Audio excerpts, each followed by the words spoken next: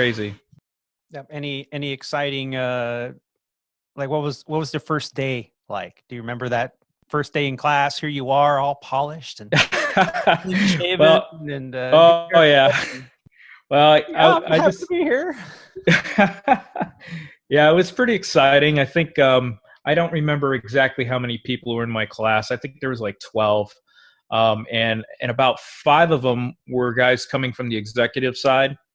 So we have to go through INDOC first. So 5 of those guys were on the executive side. So they had to go through INDOC on the Sandpiper Airways side of the certificate, and so it was nice to have those 5 guys in class, especially when we're going through all the the Blue Book FM1 company op spec stuff, because you could just go to these guys and they were giving you the gouge on everything, and even when it came down to when we got our computer passwords for Sabre and everything, they were like, hey, you guys should put in your captain upgrades right now, because you never know when that'll happen. You want to you never know. And so I was like, okay, can you show me how to do that? So sure enough, plugged them in there, had them all lined up, and about 5 years later, completely off my radar, didn't even know there was a vacancy bid out there, oblivious. I get a text message from a buddy. He's like, hey, congrats, Captain.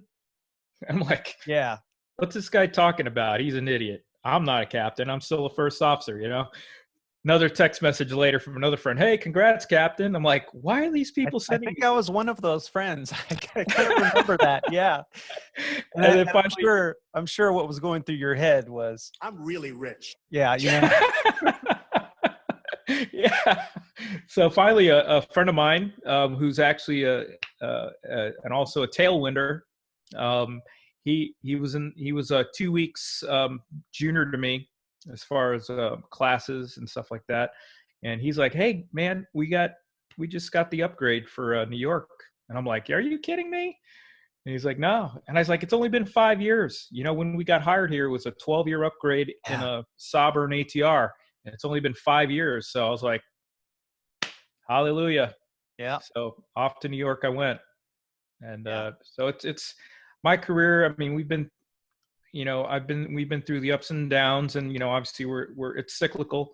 So we're going through one of the downsides now, but overall, I've been so lucky and fortunate just to be where I am and have gone through everything that we've gone through, and not really have been affected too much as far as layoffs, furloughs, or anything like that, or displacements.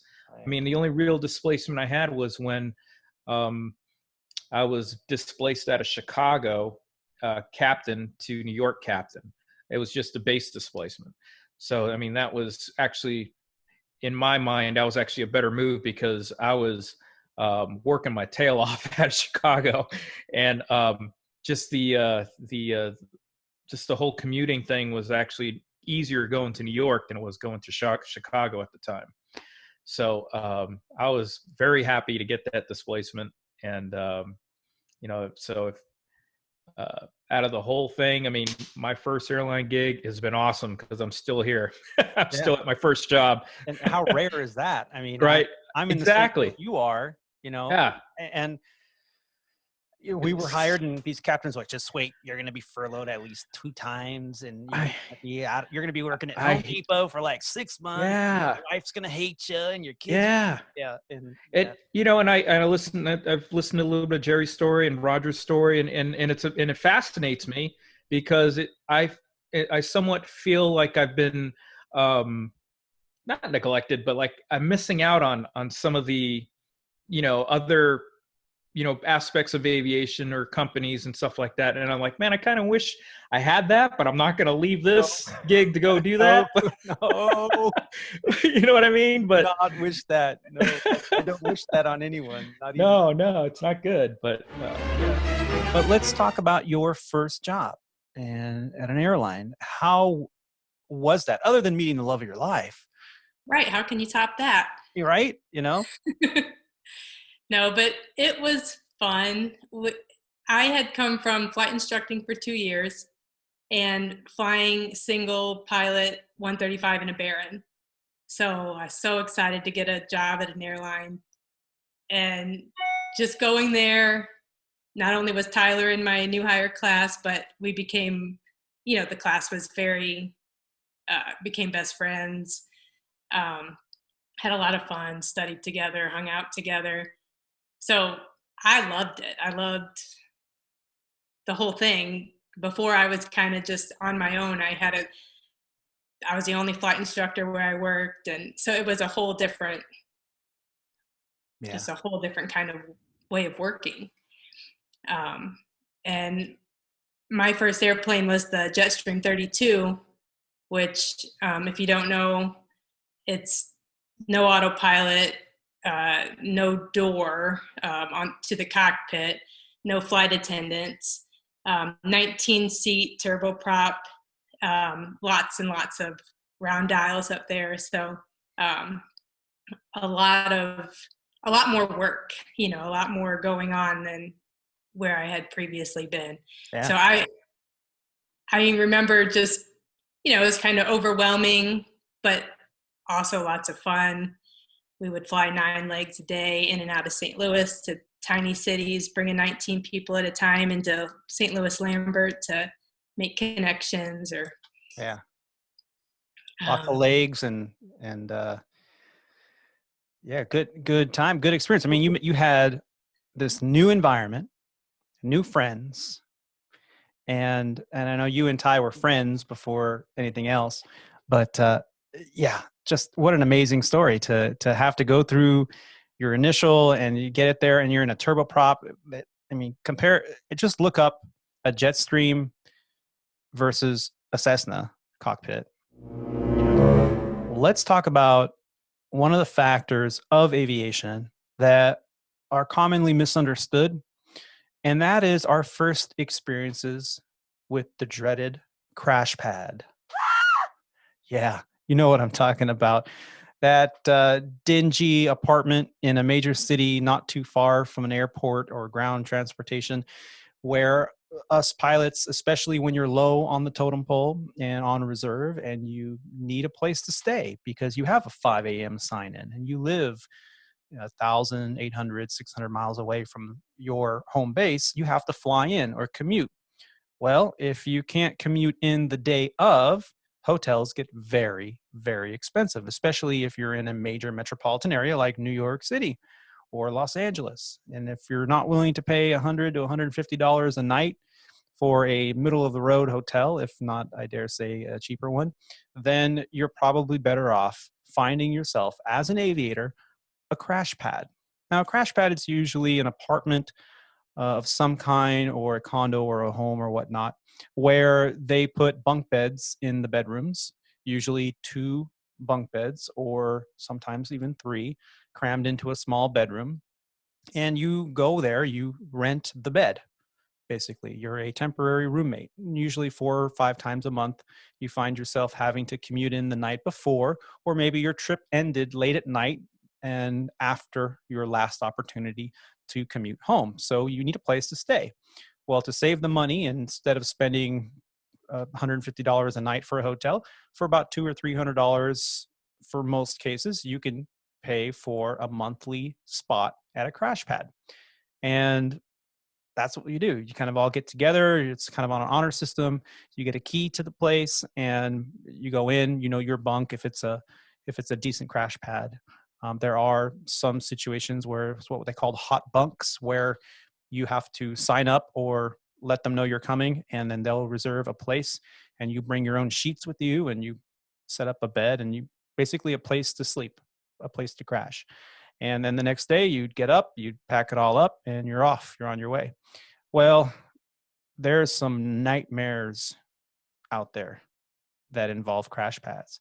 Have any of you dealt with a nightmarish situation with your crash pad? Roger, let's start with you.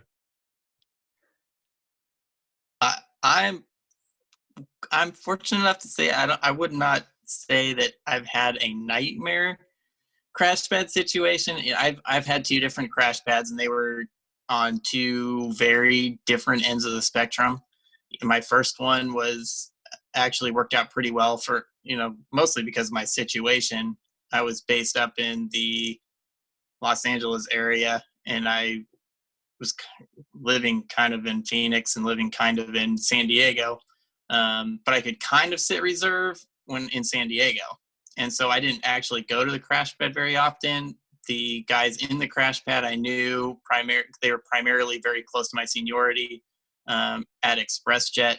I knew them. Rob might be able to appreciate this. Also, we had actually two racquetball courts as part of the complex, and there was a guy that I could play racquetball with. And so sometimes I voluntarily would go to the crash pad when I was on reserve, because I would get to play racquetball with this guy named Mark. And the complex was pretty nice. I knew most people there. Yes, there was some of the crash pad issues, I guess, shall we just say, that were going on there, but not that really affected me very much. But again, that's because I was kind of basically had this little golden triangle, and getting between Phoenix and Ontario, between, what was it? I don't even remember if it was US Air, America West at the time, and Southwest. I mean, I had 20 flights a day, and then I could go down to San Diego and drive it. And so it worked out pretty well. And that was a very different experience than after my furlough, when I went to Chicago O'Hare and got more of the typical crash pad experience. And that was, I dreaded going there.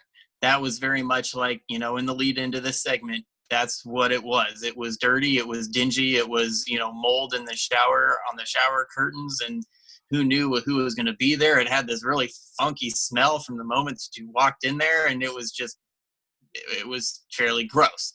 Now, that being said, is that a nightmare? It wasn't.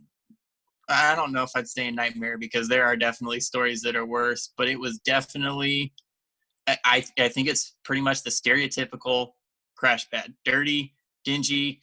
Who knew who was going to be there? Who knows what the guys were going to be doing or what they were going to talk about when you were there. I'm just not into a lot of that kind of stuff, and it was just not the greatest environment that I'd choose to spend my time in, I guess, is how I would just kind of leave that. Would you compare it to a college experience, maybe like a college dorm experience? Or it was way worse than a college dorm. I mean, when you're in a college dorm, you might have a small room, but you share it with one other person. Now you've got a small room that's got 4 bunk beds in it, and now you've got 8 guys trying to fight over the TV or what was going to be on TV. You have to cook your own food. If you're in a college dorm, food is a big deal.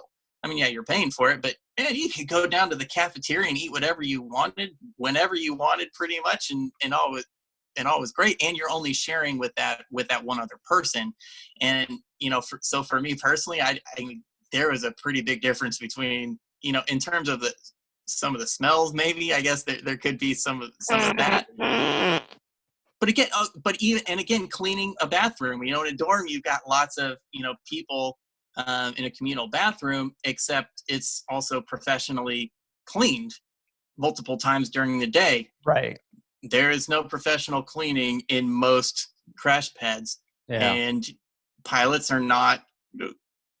They're slobs. A lot of them, especially, and mostly just because most pilots are guys, and guys generally are more slobs, especially when they're just staying at a place that's not their own and they don't really take any responsibility for.